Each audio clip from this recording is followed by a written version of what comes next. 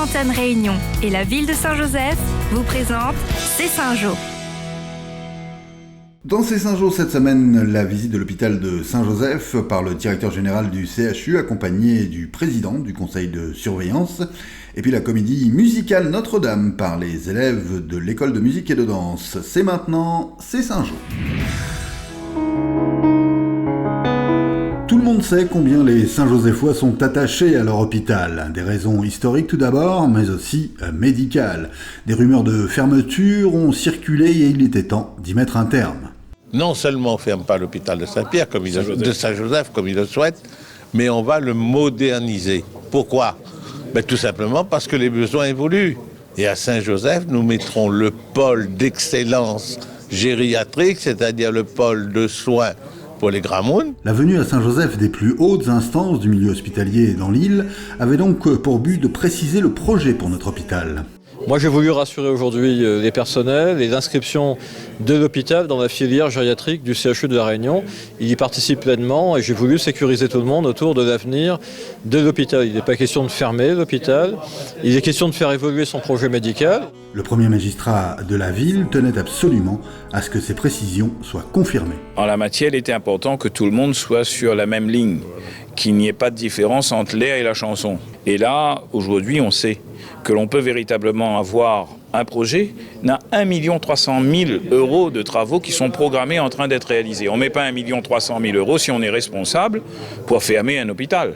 Ce pôle d'excellence gérontologique ainsi que l'ouverture prochaine d'une unité sécurisée sont la preuve du maintien indispensable et indiscutable de notre hôpital.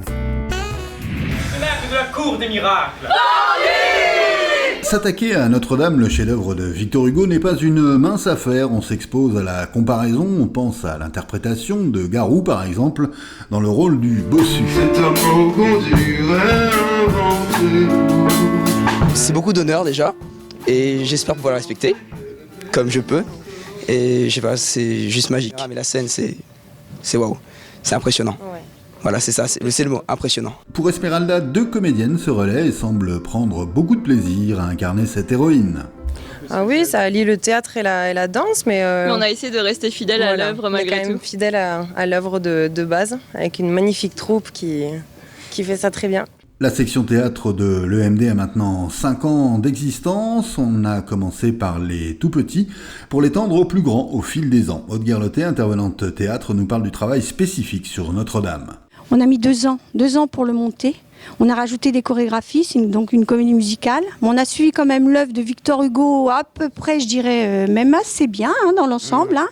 Et j'avoue qu'on peut être fiers d'eux. Si ce spectacle passe par chez vous, sachez qu'il mérite amplement le déplacement. Aimer une femme, l'aimer, oui, l'aimer de toutes les fureurs de son âme. Et celui qui lui jettera la première. À l'agenda, la nuit des virtuoses, mercredi 4 avril à 20h à l'auditorium, invité Guthrie Govan, pointure internationale du jazz. Il sera accompagné pour l'occasion de Laurent Lebeau et de Michko Mba.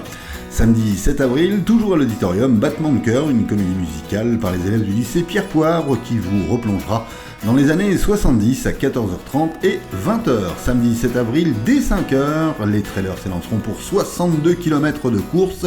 C'est le désormais traditionnel trail des 2 rivières. Bonne semaine à tous.